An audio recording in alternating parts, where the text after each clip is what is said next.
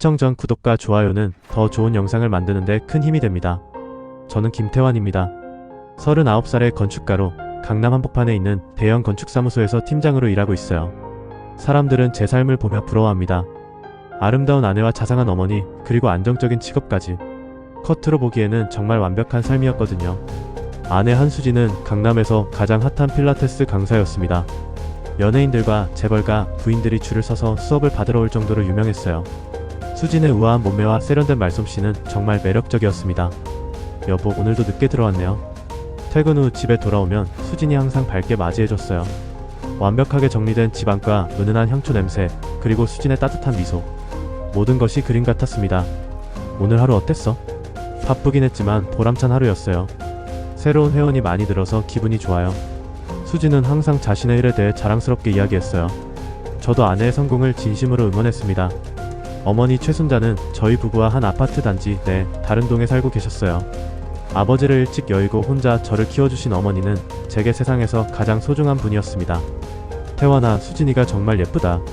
내가 복이 많구나. 어머니는 항상 며느리 자랑을 하셨어요. 수진도 어머니를 진짜 친어머니처럼 잘 모셔드렸습니다. 명절 때마다 정성스럽게 음식을 준비해드리고 틈틈이 안부를 물으며 선물도 챙겨드렸어요. 어머니 건강하시죠? 요즘 날씨가 쌀쌀해지니까 감기 조심하세요. 우리 며느리가 이렇게 챙겨주니 내가 얼마나 고마운지 몰라. 그런 모습을 볼 때마다 저는 정말 행복했습니다. 가족 간의 화목함보다 더 소중한 게 있을까요?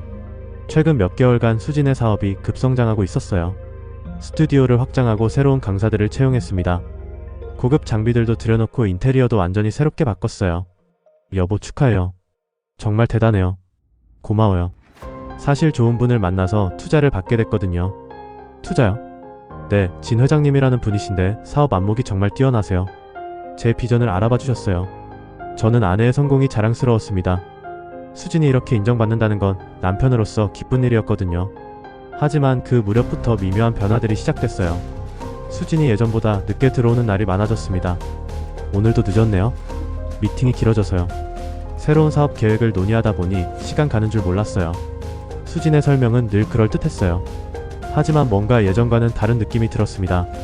향수 냄새도 평소와 달랐고 화장도 더 진하게 하고 다니는 것 같았어요. 어느 날 어머니께서 전화를 주셨습니다. 태환아, 어머니가 좀 이상한 얘기를 해도 될까? 무슨 말씀이세요? 어제 저녁에 수진이 스튜디오 앞을 지나가다가 봤는데 수진이가 낯선 남자 차에서 내리더라. 어머니의 목소리에는 걱정이 묻어 있었어요. 아마 사업 관계자분이겠죠. 요즘 미팅이 많다고 하던데요. 그런가? 근데 그 차가 너무 비싸 보이더라. 그리고 수진이 표정이 좀... 어떤 표정이요? 글쎄, 뭔가 다른 사람 같았어. 평소에 수진이 같지 않았달까? 저는 어머니의 말씀을 대수롭지 않게 생각했어요. 어머니 세대는 요즘 사업 관계에 대해 잘 모르시니까요. 어머니, 너무 걱정하지 마세요. 수진이가 워낙 성실한 사람이잖아요. 하지만 그날 밤부터 저도 모르게 수진을 유심히 관찰하게 됐습니다. 수진은 여전히 다정했고 완벽했어요. 하지만 뭔가 미묘한 거리감이 느껴지기 시작했습니다. 며칠 후 수진이 새로운 명품 가방을 들고 나타났어요. 예쁜 가방이네요. 새로 산 거예요? 아, 이거요? 진 회장님이 사업 계약 기념으로 선물해 주셨어요. 사업 파트너가 이런 비싼 선물을? 요즘은 그런 경우가 많대요. 장기적인 파트너십을 위한 투자라고 하시더라고요. 수진의 대답은 자연스러웠지만 제 마음 한구석에는 의문이 생겼어요. 사업 관계에서 개인적인 선물을 주는 게 일반적인가 싶었거든요. 그 후로도 수진에게는 새로운 물건들이 계속 생겼습니다. 비싼 시계, 고급 화장품, 심지어 새로운 외제차까지. 수진은 모든 것을 진 회장의 사업 지원이라고 설명했어요. 여보, 사업이 정말 잘 되고 있나봐요. 네, 생각보다 훨씬 잘 되고 있어요. 진 회장님 덕분에 새로운 기회들이 많이 생겼거든요. 저는 여전히 아내를 믿고 싶었습니다. 수진이 거짓말을 할 이유가 없다고 생각했거든요. 하지만 어머니는 점점 더 불안해하셨어요. 태환아, 어머니가 며느리를 의심하는 게 아니야. 그런데 요즘 수진이 행동이 너무 이상해. 어떡해요? 예전에는 어머니한테 자주 안부 전화도 하고 그랬는데 요즘은 연락이 뜸해졌어. 그리고 만나더라도 뭔가 마음이 다른 곳에 있는 것 같아. 어머니의 예리한 관찰력에 저도 인정하지 않을 수 없었어요. 실제로 수진이 예전만큼 어머니께 신경을 쓰지 않는 것 같았거든요. 그날 밤 저는 수진과 진지한 대화를 나누기로 했습니다. 수진아, 요즘 일이 많이 바쁜가 봐? 네, 정말 바빠요. 새로운 프로젝트들이 계속 생겨서요. 혹시 너무 무리하는 건 아닐까? 어머니도 걱정하시던데. 그 순간 수진의 표정이 미묘하게 변했어요. 어머니가 뭐라고 하셨는데요? 별거 아니야. 그냥 며느리가 너무 바빠 보여서 걱정된다고. 수진은 잠시 말이 없더니 다시 밝게 웃었어요. 괜찮아요. 지금이 사업의 중요한 시기거든요. 조금만 더 힘내면 될 것 같아요. 그날 밤 저는 잠들지 못하고 천장을 바라봤습니다. 뭔가 잘못되고 있다는 직감이 들었지만 구체적으로 무엇인지 알 수 없었어요. 완벽해 보이던 저희 가정의 미세한 균열이 시작되고 있었습니다. 해외 출장이 잦은 제 직업 특성상 한 달에 열흘 정도는 집을 비워야 했습니다. 예전에는 출장 떠나는 제가 미안해서 수진에게 미안하다고 했는데 요즘에는 오히려 수진이 더 자연스럽게 받아들이는 것 같았어요. 여보, 이번 출장은 며칠이나 가요? 일주일 정도 될 것 같아. 알겠어요. 조심히 다녀오세요. 예전 같으면 서운하다고 하거나 빨리 돌아오라고 했을 텐데 요즘 수진은 담담했습니다. 어쩌면 사업이 바빠서 그런가 보다 했어요. 싱가포르 출장을 마치고 돌아온 날이었습니다. 공항에서 집으로 가는 길에 수진에게 전화했어요. 여보, 방금 비행기에서 내렸어. 1시간 후에 집에 도착할 것 같아. 아, 벌써 돌아왔어요? 시간이 빨리 지나갔네요. 수진의 목소리에는 기쁨보다는 당황스러움이 섞여 있었어요. 이상했습니다. 남편이 출장에서 돌아온다는데 왜 당황할까요? 집에 도착했을 때 수진은 평소보다 화려하게 차려입고 있었습니다. 어디 나가실 예정이었어요? 아, 네. 중요한 미팅이 있어서요. 진 회장님과 새로운 프로젝트 논의가 있거든요. 이 시간에? 제가 도착한 시간이 오후 9시였거든요. 사업 미팅을 이렇게 늦게 하는 게 일반적인가 싶었어요. 네, 진 회장님이 워낙 바쁘셔서 저녁 시간에 만날 수밖에 없어요. 수진은 서둘러 준비를 마치고 나갔습니다. 남편이 일주일 만에 출장에서 돌아왔는데도 미팅을 우선시하는 모습이 서운했어요. 그날 밤 수진은 새벽 2시가 되어서야 들어왔습니다. 미팅이 이렇게 늦게까지 있었어요? 네, 정말 중요한 계약이라서요. 진 회장님이 디너 미팅을 하시더라고요. 수진에게서 낯선 향수 냄새가 났어요. 평소 수진이 쓰는 향과는 완전히 달랐습니다. 향수 바꿨어요? 아, 이거요? 진 회장님 부인께서 추천해주신 거예요. 어때요? 그럴듯한 설명이었지만 뭔가 석연치 않았어요. 며칠 후 더 놀라운 일이 있었습니다. 수진이 새로운 외제차를 끌고 나타난 거예요. 와, 새 차네요. 언제 샀어요? 어제 계약했어요. 진 회장님이 사업용으로 쓰라고 리스를 내주셨어요. BMW 최신 모델이었습니다. 월 리스료만 수백만 원은 나갈 것 같았어요. 리스료는 어떻게 해결해요? 사업 비용으로 처리된대요. 이미지 관리도 사업의 일부라고 하시더라고요. 수진의 설명을 들으면서도 의문이 들었습니다. 아무리 사업 파트너라도 개인용 차량까지 지원해주는 게 맞나 싶었거든요. 그 무렵 어머니께서 심각한 표정으로 저를 찾아오셨어요. 태환아, 어머니가 며느리 일로 너한테 할 말이 있어. 무슨 일이세요? 어제 백화점에서 수진이를 봤는데 어떤 나이 든 남자랑 함께 있더라. 진 회장님이겠죠. 그런데 태환아, 그 모습이 사업 관계 같지 않았어. 어머니의 목소리가 진지해졌어요. 어떤 모습이었는데요? 그 남자가 수진이 허리에 손을 올리고 있었어. 그리고 수진이도 굉장히 친밀하게 행동하더라. 어머니의 말을 듣는 순간 가슴이 철렁했습니다. 어머니, 혹시 잘못 보신 건 아닐까요? 태환아, 어머니가 그런 걸 착각할 리 있겠니? 분명히 봤어. 어머니는 계속해서 말씀하셨어요. 그리고 그 남자 수진이한테 목걸이를 사주더라. 몇백만 원은 나갈 것 같은 비싼 거 말이야. 저는 말문이 막혔습니다. 사업 파트너가 개인 장신구까지 사준다는 게 말이 되나요? 태환아, 어머니 말 듣기 싫겠지만 수진이 행동을 좀 살펴봐야 할 것 같아. 어머니, 며느리를 의심하고 싶지 않지만 이상한 일이 너무 많아. 그날 밤 저는 잠들지 못했습니다. 어머니의 말이 계속 머릿속을 맴돌았어요. 설마 수진이 그럴 리는 없다고 생각했지만 최근의 변화들을 돌이켜보니 의심스러운 점들이 한둘이 아니었습니다. 다음날 수진의 목에 새로운 목걸이가 걸려있는 걸 발견했어요. 예쁜 목걸이네요. 새로 산 거예요? 아, 이거요? 계약 성사 기념으로 진 회장님이 선물해 주셨어요. 어머니가 말씀하신 바로 그 목걸이였습니다. 사업 파트너가 이런 개인적인 선물까지 주는 게 일반적인가요? 요즘은 그런 경우가 많대요. 특히 장기적인 사업 관계에서는 서로에 대한 신뢰 표현이라고 하더라고요. 수진의 대답은 매끄러웠지만 제 의심은 더욱 깊어졌어요. 그 후로 저는 수진의 행동을 더 자세히 관찰하기 시작했습니다. 수진은 핸드폰을 예전보다 훨씬 조심스럽게 다뤘어요. 항상 뒤집어서 놓거나 제가 다가오면 재빨리 화면을 끄는 일이 많았습니다. 누구랑 통화해요? 제가 물어보면 수진은 항상 같은 대답을 했어요. 진 회장님이요. 사업 관련 이야기예요.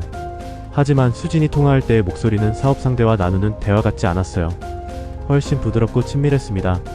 어느 날 밤 수진이 샤워하러 간 사이에 수진의 핸드폰에서 문자가 왔어요. 화면에 잠깐 떠오른 발신자 이름이 진 회장님이었는데 문자 내용의 일부가 보였습니다. 오늘 정말 행복했어요. 내일도 기대돼요. 사업 관련 문자치고는 너무 개인적인 내용이었어요. 그날 밤 저는 수진과 대화를 시도했습니다. 수진아, 요즘 진 회장님과 사업이 어떻게 되어가고 있어요? 잘 되고 있어요. 곧 큰 계약이 성사될 것 같아요. 그런데 너무 자주 만나는 것 같은데 괜찮아요? 수진의 표정이 순간 경직됐어요. 무슨 뜻이에요?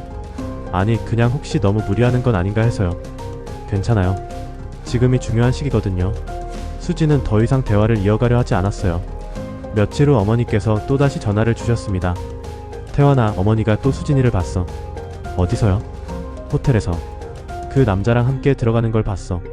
어머니의 목소리는 확신에 차 있었어요. 혹시 사업 미팅이었을 수도. 태환아, 호텔에서 사업 미팅을 해? 그것도 둘이서만? 저는 더 이상 변명할 수 없었습니다. 상황이 심각하다는 걸 인정하지 않을 수 없었어요. 그날 밤부터 저는 본격적으로 수진의 행동을 추적하기 시작했습니다. 완벽했던 저희 가정의 균열이 점점 더 크게 벌어지고 있었어요. 더 이상 지켜볼 수 없다고 판단하신 어머니는 직접 행동에 나서기로 하셨습니다. 저는 어머니의 결정을 말리고 싶었지만 사실 저도 진실을 알고 싶었어요. 이 모든 의심들이 제 착각이기를 바라면서 말이죠. 목요일 오후 어머니는 수진의 필라테스 스튜디오를 직접 찾아가셨습니다. 평소보다 일찍 퇴근한 저는 어머니와 함께 가려고 했지만 어머니는 혼자 가시겠다고 하셨어요. 태원아, 어머니 혼자 가는 게 나아. 며느리와 단둘이 이야기해봐야겠어. 어머니 혹시라도 오해가 있을 수 있으니까. 아들아, 어머니가 지금까지 살면서 사람 보는 눈이 틀린 적이 있었니? 분명히 뭔가 있어. 어머니의 확신에 찬 목소리에 저는 더 이상 말릴 수 없었습니다. 2시간 후 어머니께서 전화를 주셨어요. 태원아, 내 말이 맞았어. 무슨 일이 있었나요? 수진이와 이야기했는데 그 애가 완전히 돌변하더라. 어머니의 목소리는 충격과 분노로 떨리고 있었어요. 처음에는 시침이 뚝 떼더니 내가 호텔에서 본 얘기를 하니까 갑자기 태도가 바뀌더라. 그날 밤 어머니께서 집에 오셔서 자세한 이야기를 해주셨습니다. 어머니는 수진의 스튜디오에 오후 3시경 도착하셨대요. 수진은 처음에는 반가운 듯 어머니를 맞이했다고 합니다. 어머니, 어떻게 오셨어요? 미리 연락 주시지 그랬어요. 며느리 얼굴이나 좀 보려고 왔지. 하지만 어머니가 본격적으로 이야기를 꺼내자 분위기가 달라졌다고 해요. 수진아, 어머니가 직접 물어볼 게 있어. 네, 뭔데요? 요즘 그 진 회장이라는 분과 너무 자주 만나는 것 같은데? 수진의 표정이 순간 굳어졌다고 합니다. 사업상 필요해서 만나는 거예요. 사업상 만남이 호텔에서도 하는 거니? 그 순간 수진의 얼굴이 창백해졌다고 어머니는 말씀하셨어요. 어머니가 뭘 보셨다고 그러세요? 내가 똑똑히 봤어. 너희 둘이 호텔에 같이 들어가는 걸. 수진은 잠시 말을 잃었다가 변명을 늘어놓기 시작했다고 해요. 그건 사업 미팅이었어요. 조용한 곳에서 중요한 계약 내용을 논의해야 해서요. 호텔 방에서 사업 미팅을 해? 그것도 둘이서만? 어머니의 날카로운 추궁에 수진은 점점 당황했다고 합니다. 어머니, 요즘 비즈니스 환경을 잘 모르시는 것 같은데요. 그때부터 수진의 태도가 완전히 바뀌었다고 어머니는 분노에 차서 말씀하셨어요. 갑자기 말투가 바뀌더라. 며느리가 시어머니한테 할 말투가 아니었어. 어떻게 말했는데요? 시어머니가 뭘 아냐는 식으로 말하더라. 자기는 성공한 사업가고 어머니는 그냥 늙은 시골 할머니라는 식으로. 제 가슴이 답답해졌어요. 그런 수진의 모습을 상상할 수 없었거든요. 어머니는 계속 말씀하셨습니다. 그래서 내가 똑바로 말했지. 아들의 인생과 가정의 불륜의 그림자를 들이우지 말라고. 그랬더니 수진이가 뭐라고 했어요? 웃더라. 비웃듯이. 그러면서 하는 말이 태환이는 자기가 없으면 아무것도 못한다고. 자기가 태환이 인생의 격을 올려줬다고 그러더라. 어머니의 말을 듣는 순간 머리가 하얗게 변했어요. 정말 그런 말을 했다고요? 그뿐만 아니야. 어머니한테는 더 심한 말을 했어. 어머니의 목소리가 더욱 떨렸어요. 뭐라고 했는데요? 시어머니는 이제 필요 없는 존재라고. 젊고 성공한 자기에게는 늙고 병든 시어머니가 짐이라고 그랬어. 저는 믿을 수 없었습니다. 그렇게 다정했던 수진이 어머니께 그런 말을 했다니요. 어머니, 정말 그런 말을 했어요? 태환아, 어머니가 거짓말할 이유가 있겠니? 정말 충격이었어. 어머니는 그날의 일을 더 자세히 설명해 주셨어요. 수진과의 대화가 격해지자 수진이 갑자기 어머니를 밀쳤다고 합니다. 거기서 나가세요. 더 이상 참을 수 없어요. 수진아, 내가 지금 뭘 하고 있는지 아니? 저 하고 싶은 대로 살 거예요. 누구도 방해하지 마세요. 그 과정에서 실랑이가 벌어졌고 수진이 어머니를 스튜디오 뒤편에 있는 창고로 밀어 넣었다고 해요. 창고에 가두려고 했어? 그래, 문을 잠그려고 하더라. 다행히 내가 힘을 써서 나왔지만 어머니의 이야기를 들으며 저는 분노가 치밀어 올랐어요. 아무리 화가 나도 어머니를 그렇게 대할 수 있나요? 어머니 다치신 데는 없으세요? 괜찮아. 하지만 태환아, 이건 정말 심각한 문제야. 어머니는 계속해서 그날 있었던 일을 말씀해 주셨어요. 창고에서 나온 후에도 수진의 협박은 계속됐다고 합니다. 아무한테도 말하지 마세요. 특히 태환이한테는 절대로. 내가 왜 내 아들한테 말 못해? 말하면 후회하게 될 거예요. 저는 이제 예전의 수진이가 아니에요. 수진의 차가운 위협에 어머니는 소름이 끼쳤다고 하셨어요. 완전히 다른 사람이 돼 있더라. 며느리가 맞나 싶을 정도로. 그날 밤 저는 잠들 수 없었습니다. 어머니의 이야기가 사실이라면 수진은 제가 알던 사람이 아니었어요. 아니, 애초에 저는 수진의 진짜 모습을 몰랐던 건지도 모르겠어요. 다음날 저는 수진과 대화를 시도했습니다. 수진아, 어제 어머니가 스튜디오에 오셨다면서? 수진의 표정이 순간 굳어졌어요. 네, 잠깐 오셨어요. 어떤 이야기를 하셨어요? 별거 아니에요. 그냥 안부 인사 정도요. 수진은 태연하게 거짓말을 했습니다. 어머니와 그렇게 심한 말다툼을 했으면서도 모른 척하고 있었어요. 어머니가 좀 이상하다고 하시던데 무슨 일 있었나요? 글쎄요. 요즘 연세가 있으시니까 기억도 가물가물하시고 그러신 것 같아요. 수진이 어머니를 치매 환자 취급하는 것을 보고 저는 확신했습니다. 어머니 말씀이 맞다는 걸요. 그날부터 저는 수진을 완전히 다른 시선으로 보기 시작했어요. 겉으로는 여전히 우아하고 완벽해 보이지만 그 가면 뒤에는 전혀 다른 사람이 숨어 있었습니다. 며칠 후 어머니께서 다시 전화를 주셨어요. 태원아, 수진이가 또 이상한 행동을 해. 무슨 일이세요? 어머니를 피하고 있어. 예전에는 자주 연락하더니 이제는 아예 연락을 안 해. 수진이 어머니를 의식적으로 피하고 있다는 것도 이상했지만 더 심각한 건 따로 있었어요. 어머니는 수진이 자신을 없애려 한다는 의심을 품기 시작하셨거든요. 그리고 그 의심이 현실이 될 날이 머지않아 다가오고 있었습니다. 그로부터 며칠이 지난 금요일 오후, 저는 부산에서 진행되던 프로젝트 때문에 당일치기 출장을 다녀왔습니다. 원래는 하루 더 머물 예정이었지만 급하게 서울로 돌아와야 할 일이 생겼어요. 오후 5시쯤 부산역에서 KTX를 타고 서울로 향했습니다. 평소 같으면 수진에게 일찍 들어간다고 연락했을 텐데 그날은 왠지 연락하고 싶지 않았어요. 최근 수진에 대한 의심이 커지면서 자연스럽게 거리감이 생긴 것 같았습니다. 서울역에 도착한 게 저녁 8시였어요. 집으로 가는 길에 어머니께 안부 전화를 드렸습니다. 어머니, 저 부산에서 돌아왔어요. 하지만 전화를 받지 않으셨어요. 한 번 더 걸어봤지만 여전히 응답이 없었습니다. 이상하네.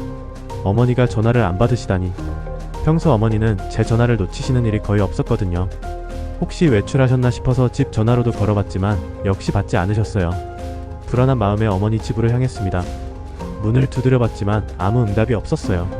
열쇠를 가지고 있었기 때문에 직접 들어가 봤는데 집에는 아무도 없었습니다. 어디 가셨을까? 어머니의 핸드폰으로 다시 전화했지만 여전히 받지 않으셨어요. 점점 불안해졌습니다. 그때 수진에게 전화해서 물어보기로 했어요. 여보, 혹시 어머니 어디 가신 거 알아요? 어머니요? 저는 모르는데요. 무슨 일 있어요? 연락이 안 되거든요. 혹시 오늘 어머니한테서 연락받은 거 없어요? 아니요, 없었어요. 수진의 대답은 담담했습니다. 하지만 뭔가 어색한 느낌이 들었어요. 저는 어머니를 찾기 위해 평소 자주 가시던 곳들을 돌아다녔습니다. 동네 마트, 근린공원, 복지관까지 가봤지만 어디에도 계시지 않았어요. 시간이 지날수록 불안감이 커졌습니다. 어머니는 평소 늦은 시간에 외출하시는 분이 아니었거든요. 더군다나 연락도 없이 이렇게 오랫동안 집을 비우신 적도 없었고요. 밤 10시가 넘어서야 문득 한 곳이 떠올랐습니다. 수진의 필라테스 스튜디오였어요. 며칠 전 어머니께서 그곳에서 수진과 크게 다퉜다고 하셨는데 혹시 다시 가셨을까 싶었거든요. 스튜디오로 향하는 길에도 계속 어머니께 전화를 걸었지만 받지 않으셨어요. 스튜디오에 도착했을 때는 이미 문이 닫혀 있었습니다. 하지만 건물 뒤편을 돌아보니 작은 창고 건물이 있었어요. 그리고 그 창고에서 희미한 소리가 들렸습니다. 어머니? 제가 소리쳤을 때 창고 안에서 약한 목소리가 들렸어요. 태환아. 태환이니? 어머니 목소리였습니다. 저는 급하게 창고 문을 열려고 했는데 밖에서 잠겨 있었어요. 문고리를 잡아당기고 발로 차봤지만 쉽게 열리지 않았습니다. 어머니 괜찮으세요? 지금 문 열어드릴게요. 태환아. 답답해. 어머니의 목소리가 점점 약해지고 있었어요. 그날은 특히 무더운 날이었는데 창고 안은 환기가 전혀 안 되는 상태였습니다. 저는 필사적으로 문을 열려고 했어요. 근처에서 도구를 찾아서 자물쇠를 부수려고 했는데 다행히 문틈 사이로 손을 넣어서 안쪽 고리를 풀 수 있었습니다. 문이 열리자마자 더운 공기가 쏟아져 나왔어요. 어머니는 창고 바닥에 쓰러져 계셨습니다. 어머니. 저는 급하게 어머니를 부축해서 밖으로 나왔어요. 어머니는 의식은 있었지만 숨을 몰아쉬고 계셨습니다. 어머니 괜찮으세요? 여기 왜 계신 거예요? 태환아. 수진이가. 어머니는 말을 잇지 못하고 거친 숨을 쉬고 계셨어요. 저는 즉시 119에 신고하고 어머니를 병원으로 모셨습니다. 응급실에서 검사를 받으신 후 다행히 큰 문제는 없다고 했지만 탈수 증세와 극심한 스트레스로 인한 쇼크 상태였어요. 보호자분, 환자분이 좀 더 늦게 발견됐다면 위험할 뻔했습니다. 밀폐된 공간에서 몇 시간 동안 계셨던 것 같은데요. 의사의 말을 듣는 순간 저는 분노가 치밀어 올랐습니다. 어머니가 안정을 찾으신 후에야 자세한 이야기를 들을 수 있었어요. 태환아. 수진이가 어머니를 그 창고에 가뒀어. 뭐라고요? 오늘 오후에 수진이한테서 전화가 왔어. 미안하다고 이야기할 게 있다고 해서 스튜디오로 갔는데 어머니는 떨리는 목소리로 말씀하셨어요. 처음에는 사과하는 것 같더니 갑자기 어머니를 창고로 밀어넣더라. 그리고 문을 잠가버렸어. 정말요? 그뿐만 아니야. 수진이가 하는 말이 어머니가 자꾸 방해하면 더 큰일이 일어날 수도 있다고 협박했어. 어머니의 이야기를 들으며 저는 믿을 수 없었습니다. 아무리 화가 나도 어머니를 그렇게 위험한 곳에 가둘 수 있나요? 그 후에 어떻게 됐어요? 수진이가 어디론가 나가더니 몇 시간 동안 안 왔어. 창고 안에서 계속 소리쳤는데 아무도 듣지 못하겠더라. 정말 위험할 뻔했네요. 태환아, 이제 어머니 말 믿겠지? 수진이는 정말 위험한 아이야. 그날 밤 저는 어머니 병상 옆에서 밤을 새웠어요. 잠든 어머니의 얼굴을 보니 마음이 아팠습니다. 이렇게 연로하신 어머니를 그런 위험한 상황에 빠뜨리다니 수진이 어떻게 그럴 수 있었을까요? 다음날 아침 수진에게서 전화가 왔어요. 여보, 어머니 어떻게 찾았어요? 창고에 갇혀 계셨어요. 창고에요? 어떻게 그런 일이? 수진은 놀란 척했지만 저는 이미 진실을 알고 있었어요. 수진 씨가 가둔 거 아니에요? 전화 너머로 잠시 침묵이 흘렀습니다. 무슨 소리예요? 제가 왜 어머니를... 어머니께서 다 말씀해 주셨어요. 어머니가 뭐라고 하셨는데요? 혹시 정신이 좀 이상하신 거 아니에요? 수진이 또다시 어머니를 정신이상자 취급하는 걸 들으니 분노가 폭발할 것 같았어요. 수진 씨, 이제 그만하세요. 뭘 그만하라는 거예요? 거짓말 그만하시고 진실을 말해요. 수진은 한참 동안 말이 없더니 차가운 목소리로 말했어요. 태환 씨도 이제 귀찮아지네요. 그 순간 저는 확신했습니다. 수진이 정말로 어머니를 해치려 했다는 것을, 그리고 이제는 저까지 위험할 수 있다는 것을 말이에요. 전화를 끊고 나서 저는 결심했습니다. 더 이상 이런 상황을 방치할 수 없다고. 어머니와 저 자신을 지키기 위해서라도 수진의 정체를 완전히 밝혀내야겠다고 말이에요. 그날부터 저의 진짜 싸움이 시작되었습니다. 어머니가 병원에서 하루 더 경과 관찰을 받으시는 동안 저는 중요한 결정을 내렸습니다. 혼자서는 수진의 모든 행적을 파악하기 어렵다는 판단이 들었거든요. 전문가의 도움이 필요했어요. 어머니의 오랜 친구이신 박절수 형사님이 떠올랐습니다. 박 형사님은 30년간 강력계에서 일하시다가 최근에 퇴직하신 분이었어요. 어머니와는 같은 동네에서 자란 중마고 사이였습니다. 박 형사님 안녕하세요. 저 태환이에요. 태환이 아니냐? 어쩐 일로 연락했니? 급한 일이 있어서 도움을 청하고 싶은데 잠깐 만날 수 있을까요? 박 형사님은 흔쾌히 만나자고 하셨어요. 다음날 오후 저는 박 형사님을 만나 모든 상황을 설명드렸습니다. 수진의 불륜 의혹부터 어머니를 창고에 가둔 일까지 빠짐없이 말씀드렸어요. 이런 일이 있었구나. 순자 이모가 얼마나 무서웠을까. 박 형사님의 얼굴에는 분노가 스쳤습니다. 형사님, 저 혼자서는 한계가 있을 것 같아요. 전문적인 조사가 필요해요. 물론이지. 하지만 태환아, 이런 일은 신중하게 접근해야 해. 상대방이 눈치채면 증거를 없앨 수도 있거든. 박 형사님은 30년간 쌓인 경험으로 체계적인 계획을 세워주셨어요. 먼저 수진이의 금융 거래 내역부터 추적해보자. 진 회장과의 돈 거래가 있었다면 기록이 남아있을 거야. 어떻게 그런 정보를 구할 수 있나요? 내 후배들이 아직 현직에 있거든.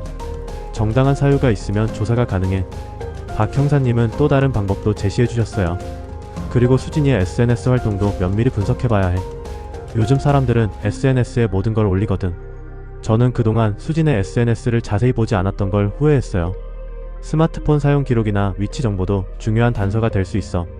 이런 건 전문 업체에 맡겨야 하지만 박 형사님의 체계적인 접근 방식에 희망이 보였습니다. 며칠 후 박 형사님께서 첫 번째 결과를 가져오셨어요. 태환아, 큰일 났어. 수진이의 계좌로 지난 6개월 동안 총 3억 원이 입금됐어. 3억 원이나요? 그것도 모두 진 회장 명의의 계좌에서 온 거야. 박 형사님이 보여주신 은행 거래 내역을 보고 저는 충격을 받았어요. 매월 5천만 원씩 정기적으로 입금되고 있었습니다. 이건 단순한 사업 투자가 아니야. 완전히 개인적인 후원이지. 정말 불륜 관계라는 뜻인가요? 거의 확실해. 하지만 더 확실한 증거가 필요해. 박 형사님은 계속해서 조사 결과를 설명해 주셨어요. 수진이의 신용카드 사용 내역도 흥미로워. 고급 호텔, 비싼 레스토랑에서의 결제가 엄청 많아. 혼자 간 건 아니겠죠? 당연히 아니지. 그것도 대부분 평일 오후나 저녁 시간대야. 내가 출장 간 날짜와 겹치는 경우가 많고. 저는 분노가 치밀어 올랐어요. 제가 열심히 일하는 동안 수지는 다른 남자와 호화로운 시간을 보내고 있었던 거예요. 그리고 이것도 봐. 박 형사님이 수진의 SNS 화면을 보여주셨어요. 수진이가 올린 사진들을 자세히 분석해봤는데 배경에 남자의 그림자나 반사된 모습이 종종 나와. 정말로 사진 속 거울이나 유리창에 남자의 모습이 희미하게 비쳐 있었어요. 이 남자가 진 회장인지 확인해보자. 박 형사님은 진 회장의 사진을 구해서 비교 분석까지 해주셨어요. 신체적 특징이나 옷차림이 거의 일치해. 특히 이 비싼 시계는 진 회장이 늘 착용하는 거야. 증거들이 하나씩 쌓여가니 수진의 배신이 더욱 명확해졌습니다. 형사님, 혹시 두 사람이 만나는 장면을 직접 포착할 수 있을까요? 물론이지. 하지만 시간이 좀 걸릴 거야. 박 형사님은 전문적인 미행과 감시 계획을 세워주셨어요. 수진이의 생활 패턴을 완전히 파악해야 해. 언제 어디서 만나는지 정확한 스케줄을 알아야거든. 다음 주부터 본격적인 미행이 시작됐습니다. 박 형사님의 후배들이 도와주셔서 전문적인 감시가 가능했어요. 태환아, 오늘 대박 났어. 박 형사님께서 흥분된 목소리로 전화를 주셨어요. 무슨 일이세요? 수진이와 진 회장이 만나는 장면을 찍었어. 그것도 아주 결정적인 순간을 말이야. 제 가슴이 두근거렸어요. 어떤 사진인가요? 직접 와서 봐. 이건 전화로 설명하기 어려워. 저는 급하게 박 형사님을 만나러 갔어요. 박 형사님이 보여주신 사진들을 보는 순간 저는 말문이 막혔습니다. 강남의 한 고급 호텔 앞에서 수진과 진 회장이 포옹하고 있는 모습, 호텔 로비에서 손을 잡고 엘리베이터에 타는 모습, 그리고 객실 복도에서 키스하는 모습까지. 이게 다가 아니야. 박 형사님이 또 다른 사진들을 보여주셨어요. 호텔 CCTV에서 얻은 건데 두 사람이 같은 방에 들어가서 3시간 후에 나오는 모습이야. 더 이상 의심할 여지가 없었어요. 그리고 이건 어제 녹음한 거야. 박 형사님이 녹음기를 재생하자 수진과 진 회장의 대화가 들렸어요. 여보, 언제까지 그 바보 남편과 살 거예요? 조금만 더 참아요. 아직 시기가 아니에요. 시어머니 문제는 어떻게 할 거예요? 걱정하지 마세요. 제가 알아서 처리할게요. 녹음된 대화를 듣는 순간 온몸에 소름이 돋았어요. 수진이 저를 바보 남편이라고 부르고 어머니를 문제로 취급하고 있었던 거예요. 태환아, 이제 충분한 증거가 모였어. 언제든지 반격할 수 있어. 박 형사님의 말에 저는 고개를 끄덕였어요. 형사님, 정말 고맙습니다. 혼자였다면 절대 불가능했을 일이에요. 뭘 그래. 순자 이모를 그렇게 괴롭힌 년을 그냥 둘 수 없지. 박 형사님도 어머니 일로 많이 분노하고 계셨어요. 이제 어떻게 할지 계획을 세워보자. 저는 박 형사님과 함께 수진을 완전히 무너뜨릴 계획을 세우기 시작했습니다. 모든 가족들이 모인 자리에서 증거를 공개하는 게 어떨까? 좋은 생각이야. 수진이가 변명할 틈을 주지 않으려면 확실한 증거로 한 방에 끝내야 해. 드디어 수진에게 복수할 시간이 다가오고 있었습니다. 박 형사님과 함께 세운 계획에 따라 저희는 더욱 치밀하게 수진을 감시했습니다. 이제는 수진의 일거수일투족이 모두 기록되고 있었어요. 수진은 자신이 완벽하게 들켜있다는 사실을 전혀 모르고 있었습니다. 특히 저의 해외 출장이 잡힌 주간에는 더욱 집중적인 감시가 이루어졌어요. 수진은 제가 없는 동안 더욱 대담하게 행동했습니다. 태환아, 이번 주 화요일 영상을 봐. 박 형사님이 가져온 영상을 보는 순간 저는 경악했어요. 수진이 진 회장과 함께 고급 보석상에 들어가는 모습이었습니다. 보석상에서 뭘 하는 거죠? 직접 들어가서 확인해봤어. 수진이가 2천만원짜리 다이아몬드 목걸이를 받았대. 2천만원요? 그것도 진 회장이 현금으로 계산했어. 영상 속에서 수진은 마치 연인처럼 진 회장에게 기대며 목걸이를 목에 걸고 있었어요. 그 모습을 보니 가슴이 찢어지는 것 같았습니다. 그리고 이건 더 충격적이야. 박 형사님이 또 다른 영상을 보여주셨어요. 수진과 진 회장이 부동산 중개업소에 함께 들어가는 모습이었습니다. 뭘 하러 부동산에 갔을까요? 알아봤더니 강남에 있는 고급 오피스텔을 계약했어. 전세 보증금이 15억이야. 15억이요? 진 회장 명의로 계약하고 수진이를 세입자로 등록했어. 사실상 수진이 전용 공간을 마련해준 거지. 저는 더 이상 놀랄 수도 없었어요. 수진의 배신이 이 정도일 줄은 상상도 못했거든요. 그런데 가장 결정적인 증거는 따로 있어. 박 형사님이 신중한 표정으로 말씀하셨어요. 뭔가요? 수진이와 진 회장의 대화를 완전히 녹음했어. 그것도 아주 적나라한 내용을. 박 형사님이 재생한 녹음 파일에는 수진과 진 회장의 노골적인 대화가 담겨 있었어요. 자기야, 남편한테 들키면 어떡해? 괜찮아요. 그 바보는 아직도 저를 의심하지 못하고 있어요. 그래도 조심해야지. 혹시라도. 걱정 마세요. 제가 완벽하게 속이고 있으니까. 수진이 저를 바보라고 부르며 비웃는 소리를 듣는 순간 분노가 치밀어 올랐어요. 대화는 계속 이어졌습니다. 그런데 시어머니가 자꾸 방해하는데 어떻게 할까? 그 늙은 여자 때문에 스트레스 받지 마. 내가 좋은 요양원 알아볼게. 요양원이요? 응, 거기 보내면 우리 방해할 일도 없고 좋잖아. 어머니를 요양원에 보내려는 계획까지 세우고 있었다니 정말 끔찍했어요. 하지만 남편이 반대할 텐데요. 그럼 다른 방법을 생각해봐야지. 어차피 오래 살 나이도 아니고. 그 말을 듣는 순간 온몸에 소름이 돋았어요. 수진이 어머니에게 해를 가할 생각을 하고 있다는 뜻이었거든요. 그리고 태환아, 이것도 들어봐. 박 형사님이 다른 녹음 파일을 재생했어요. 자기 언제까지 이렇게 숨어서 만날 거야? 조금만 더 참아요. 이혼하려면 재산 분할 문제를 잘 처리해야 해요. 재산이 얼마나 되는데? 남편 명의로 된 부동산이 몇십억 되거든요. 그거 반 이상은 제가 가져와야 해요. 수진이 제 재산까지 노리고 있었다는 사실에 기가 막혔어요. 그럼 이혼할 때까지 계속 연기하는 거야? 네, 그리고 이혼 사유도 남편 쪽으로 만들어야 해요. 그래야 제가 유리하거든요.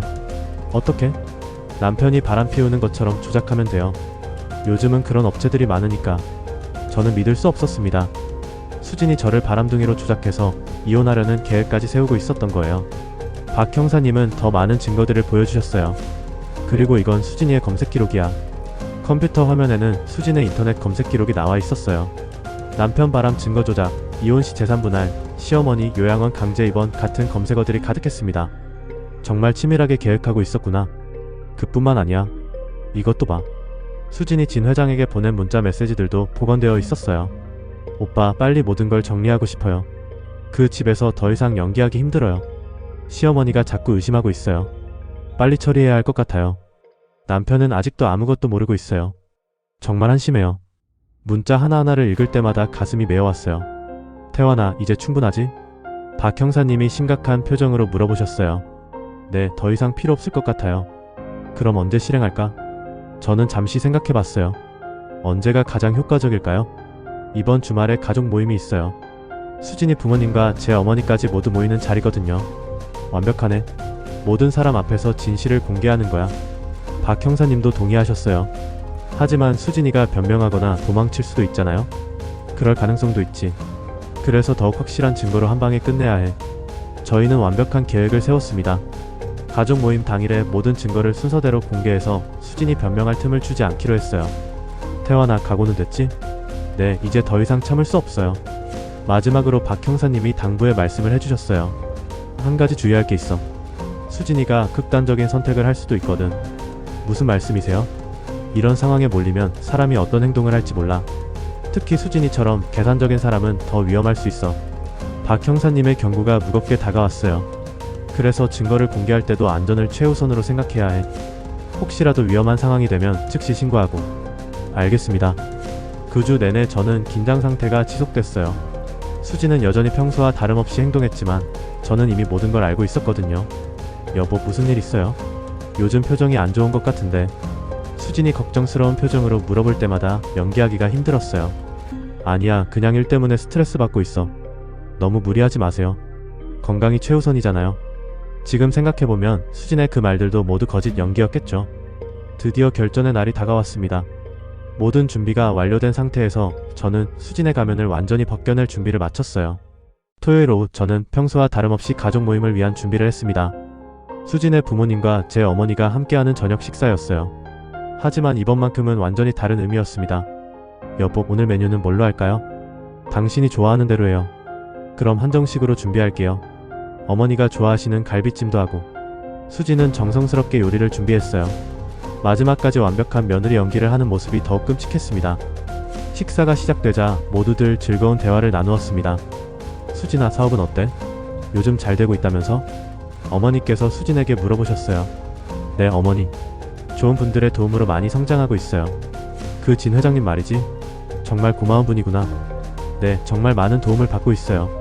수진은 태연하게 대답했지만 저는 그 말을 들으며 분노가 치밀었어요. 1시간 정도 식사와 대화가 이어진 후 모두 잠시만 주목해주세요. 중요한 이야기가 있습니다. 뭔 소리야? 갑자기. 수진이 의아한 표정으로 저를 바라봤어요. 오늘 여러분들께 꼭 보여드리고 싶은 것이 있어서요. 저는 미리 준비해둔 태블릿을 꺼냈습니다. 박 형사님이 정리해주신 모든 증거들이 들어있었어요. 수진 씨와 진 회장의 특별한 관계에 대해 말씀드리고 싶습니다. 그 순간 수진의 얼굴이 창백해졌어요. 여보, 무슨 소리예요? 직접 보시면 아실 거예요. 첫 번째 사진을 보여드렸습니다. 호텔 앞에서 수진과 진 회장이 포옹하고 있는 모습이었어요. 이게 뭐야? 수진의 아버지가 놀란 목소리로 물어보셨어요. 사업상 만남이에요. 오해하지 마세요. 수진이 서둘러 변명했지만 저는 계속해서 사진들을 보여드렸어요. 호텔 로비에서 손을 잡는 모습, 엘리베이터에서 키스하는 모습, 같은 방에 들어가는 모습까지. 이것도 사업상 만남인가요? 제 질문에 수진은 대답하지 못했어요. 그리고 이것은 은행 거래 내역입니다. 6개월간 3억 원이 입금된 기록을 보여드리자 양쪽 부모님 모두 충격받은 표정이었어요. 수진아, 이게 정말이니? 수진의 어머니가 떨리는 목소리로 물어보셨어요. 엄마, 그게 아니에요. 사업 투자금이에요. 3억 원이 투자금이라고? 하지만 저는 더 결정적인 증거를 준비하고 있었어요. 그럼 이것도 사업 관련인가요? 녹음 파일을 재생했습니다. 수진이 진 회장과 나눈 대화가 식당에 울려 퍼졌어요. 자기야, 남편한테 들키면 어떡해? 괜찮아요. 그 바보는 아직도 저를 의심하지 못하고 있어요. 녹음을 듣는 순간 식당은 완전히 조용해졌어요. 계속 들어보세요. 시어머니가 자꾸 방해하는데 어떻게 할까? 그 늙은 여자 때문에 스트레스 받지 마. 내가 좋은 요양원 알아볼게. 어머니께서 충격받아 입을 막으셨어요. 수진은 이제 더 이상 변명할 수 없었어요. 모든 증거가 명확했거든요. 수진아, 이게 정말이니? 정말 그런 짓을 했니? 수진의 아버지가 분노에 찬 목소리로 물어보셨어요. 아버지, 대답해. 정말 불륜을 저질렀니? 수진은 한참 동안 말이 없더니 갑자기 돌변했어요. 네, 맞아요. 다 사실이에요. 모든 사람들이 경악했어요. 그런데 뭐 어쩌라고요? 저도 행복할 권리가 있잖아요. 뭐라고? 진 회장님은 저를 진짜 사랑해주세요. 이 집에서처럼 감시당하면서 살지 않아도 되고. 수진의 본 모습이 완전히 드러났어요. 그리고 어머니. 수진이 제 어머니를 바라보며 차가운 목소리로 말했어요. 어머니가 자꾸 방해하시니까 어쩔 수 없었어요. 창고에 가둔 것도 경고였을 뿐이에요. 어머니께서 눈물을 흘리기 시작하셨어요. 수진아, 내가 어떻게 그럴 수 있니? 어머니를 그렇게 위험한 곳에. 위험하다고요? 죽이려던 건 아니었어요. 그냥 조용히 하라고 한 거예요. 수진의 냉혹한 말에 모든 사람들이 소름 끼쳤어요. 그리고 태환씨. 수진이 저를 바라보며 비웃듯 말했어요. 당신 정말 순진하더라고요. 제가 이렇게 속이고 있는데도 전혀 눈치를 못 채고. 수진씨. 이제야 알았죠? 늦었지만 저는 이미 새로운 인생을 준비하고 있었어요. 수진은 계속해서 충격적인 이야기를 털어놓았어요. 당신과 결혼한 것도 솔직히 말하면 안정적인 생활 때문이었어요. 사랑 같은 건 처음부터 없었다고요. 수진아. 수진의 아버지가 화를 내셨지만 수진은 아랑곳하지 않았어요. 아버지도 제 행복을 원하시잖아요. 저는 이제 진정으로 사랑하는 사람을 찾았어요. 사랑이라고? 그게 사랑이야? 남의 가정을 파괴하면서? 가정이라고 해봤자 별거 없었잖아요. 재미없는 남편에 간섭하는 시어머니까지. 수진의 말을 듣고 있던 모든 사람들이 분노했어요. 너 지금 뭔 소리 하는 거니? 수진의 어머니가 손을 들어 수진을 때리려 하셨지만 수진은 피하며 말했어요. 이제 더 이상 참지 않을 거예요. 이혼하고 진 회장님과 새로운 삶을 살 거예요. 이혼이라고? 네, 그리고 재산 분할도 받을 거예요. 제가 받을 몫이 있잖아요. 수진의 탐욕스러운 모습에 모든 사람들이 기가 막혔어요. 그때 제가 마지막 폭탄을 터뜨렸습니다. 수진씨, 그런데 한 가지 모르는 게 있네. 뭐야? 진 회장이 이미 다른 여자를 만나고 있다는 거 알아요? 수진의 표정이 순간 굳어졌어요. 거짓말하지 마세요. 거짓말이 아니에요. 박 형사님이 조사해서 확인한 거예요. 박 형사님께서 미리 조사해두신 진 회장의 또 다른 불륜 증거를 보여드렸어요. 수진 씨는 그 분에게 여러 명 중 한 명에 불과했어요. 수진의 얼굴에서 모든 자신감이 사라졌어요. 그럴 리 없어요. 믿기 싫겠지만 사실이에요. 그 순간 수진은 완전히 무너져 내렸어요. 자신이 모든 것을 잃었다는 걸 깨달은 거죠. 저녁 식사는 그렇게 끝났습니다. 수진은 그날 밤 집을 나갔고 다시는 돌아오지 않았어요. 수진이 집을 나간 지 일주일이 지났습니다. 그동안 저는 이혼 절차를 진행하면서 동시에 어머니를 돌보고 있었어요. 어머니는 그동안의 일로 많이 상처를 받으셨지만 진실이 밝혀진 후 조금씩 회복하고 계셨습니다. 태환아, 왜요, 어머니? 어머니가 더 일찍 눈치챘어야 하는 건데 그래서 너를 이렇게 힘들게 했구나. 어머니 잘못이 아니에요. 박 형사님의 도움으로 수진의 모든 행적이 더욱 자세히 밝혀졌습니다. 수진은 결혼 초기부터 이미 다른 남자들과 만나고 있었던 것으로 드러났어요. 진 회장은 그중 가장 최근의 상대였을 뿐이었습니다. 태환아, 수진이 소식 들었니? 박 형사님께서 전화로 알려주셨어요. 무슨 일이에요? 진 회장이 수진이를 완전히 버렸어. 그리고 다른 투자자들도 모두 손을 뗐대. 수진의 필라테스 스튜디오는 문을 닫았고 수진은 핏더미에 앉게 되었습니다. 그뿐만 아니야. 수진이가 살고 있던 그 오피스텔도 계약 해지됐어. 정말요?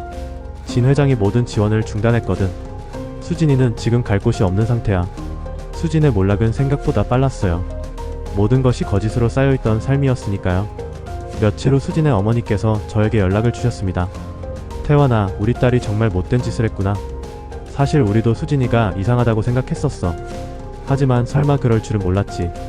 수진의 부모님도 많이 충격을 받으신 상태였어요. 수진이가 지금 우리 집에 있는데 하루 종일 울기만 해. 자기가 잘못했다고 다시 기회를 달라고 그러더라. 어머님, 이미 늦었어요. 그래, 알고 있어. 하지만 그래도 한번 만나볼 생각은 없니? 마지막으로 어머니께서 말씀하셨어요. 아들아, 미워하는 마음을 계속 갖고 있으면 너만 힘들어. 한번 만나서 정리하고 끝내는 게 나아. 어머니의 말씀이 맞다고 생각했어요. 다음날 저는 수진의 집에 찾아갔습니다. 수진은 완전히 다른 모습이었어요. 태환씨, 마지막으로 할 말이 있으면 해. 수진은 한참 동안 말을 잇지 못하다가 눈물을 흘리기 시작했어요. 정말 미안해요. 제가 미쳤던 것 같아요. 지금 와서 그런 말이 무슨 의미가 있어? 저도 모르겠어요. 왜 그랬는지. 욕심이 너무 컸던 것 같아요. 수진은 계속해서 사과했지만 이미 되돌릴 수 없는 일이었어요. 태환씨, 다시 한번 기회를 주실 수는 없을까요? 수진씨, 어머니를 그런 위험에 빠뜨린 것도 실수였다고 할 건가요? 수진은 대답하지 못했어요. 그리고 저를 바보라고 부르면서 비웃었던 것도요. 그건 정말 미안해요. 이제 와서 사과해봤자 의미 없어요. 이미 끝난 일이에요. 저는 일어나려고 했지만 수진이 제 팔을 잡았어요. 제발 한 번만 더. 수진씨, 이제 그만하세요. 서로에게 좋지 않아요. 그것이 수진과의 마지막 만남이었어요. 한 달 후 이혼이 확정됐습니다. 수진은 재산 분할을 포기할 수밖에 없었어요. 불륜과 어머니를 해치려 한 증거가 너무 명확했거든요. 태환아, 이제 정말 끝났구나. 네, 어머니. 이제 새로 시작할 수 있어요. 어머니는 그동안의 일로 많이 지쳐 계셨지만 저와 함께 새로운 생활을 시작하기로 하셨어요. 어머니, 저와 함께 살까요? 그럴까? 이제 혼자 사는 게 무섭기도 하고. 어머니를 모시고 더 큰 집으로 이사했습니다. 수진과 함께 살았던 집에서는 너무 많은 나쁜 기억이 있었거든요. 새 집에서의 생활은 평온했어요. 어머니와 함께 아침을 드시고 저녁을 함께하는 일상이 얼마나 소중한지 새삼 깨달았습니다. 6개월이 지난 후 저는 우연히 수진의 소식을 들었습니다. 지방의 작은 도시에서 다른 이름으로 살고 있다는 얘기였어요. 그 사람 어떻게 지내는지 궁금하지 않아? 박 형사님이 물어보셨지만 저는 고개를 저었어요. 아니요. 더 이상 관심 없어요. 정말로 그랬어요. 수진에 대한 분노나 미움도 이제 사라져버렸습니다. 1년 후 저는 새로운 사람을 만났어요. 회사 동료의 소개로 만난 분이었는데 정말 따뜻하고 진실한 사람이었습니다. 어머니, 소개해드릴 분이 있어요. 정말? 어떤 분인데? 초등학교 선생님이세요. 정말 좋은 분이에요. 어머니는 제가 다시 누군가를 만난다는 소식을 기뻐하셨어요. 그분이 어머니를 어떻게 생각하시는지가 중요해. 걱정하지 마세요. 어머니를 정말 잘 모실 거예요. 실제로 그분은 어머니를 친어머니처럼 모셔드렸어요. 어머니도 그분을 진짜 며느리처럼 여기셨습니다. 2년 후 저희는 결혼했습니다. 작은 결혼식이었지만 정말 행복했어요. 무엇보다 어머니가 행복해하시는 모습을 보니 더 기뻤습니다. 태환아, 이번에는 진짜 좋은 사람 만났구나. 네, 어머니. 정말 감사해요. 신혼여행에서 돌아온 후 아내와 어머니 그리고 저는 정말 화목한 가정을 이뤘어요. 예전의 거짓된 평화와는 완전히 다른 진짜 행복이었습니다. 어느 날 아내가 임신 소식을 알려줬을 때 어머니는 정말 기뻐하셨어요. 어머니가 손주를 볼 수 있겠구나. 네, 건강한 아이 낳을게요. 그때 문득 수진이 생각났어요. 만약 수진과 계속 살았다면 이런 행복은 불가능했을 거예요. 결국 모든 일이 잘 된 거라고 생각했습니다. 아이가 태어난 후 저희 가정은 더욱 완전해졌어요. 어머니는 손주를 돌보시며 정말 행복해하셨고 아내는 완벽한 아내이자 며느리였습니다. 여보, 정말 행복해요. 저도요. 이런 가정을 꿈꿔왔어요. 어느 날 저녁 온 가족이 둘러앉아 저녁을 먹고 있을 때 문득 깨달았어요. 진정한 가정의 의미를 말이에요. 가족이란 서로를 속이고 이용하는 관계가 아니라 진심으로 사랑하고 배려하는 관계라는 걸요. 수진과의 결혼 생활은 겉으로만 완벽해 보이는 가짜였지만 지금의 삶은 진짜였어요. 태환아, 아버지가 하늘에서 보고 계실 거야. 아들이 이렇게 좋은 가정 꾸린 걸 말이야. 어머니의 말씀에 가슴이 뭉클했어요. 이제 저는 진짜 완벽한 가정을 가지게 되었습니다. 서로를 속이지 않고 진심으로 사랑하는 진정한 가족이요. 수진과의 악몽 같았던 시간들이 있었기에 지금의 행복이 더욱 소중하게 느껴져요. 모든 시련에는 의미가 있다는 말이 맞는 것 같습니다.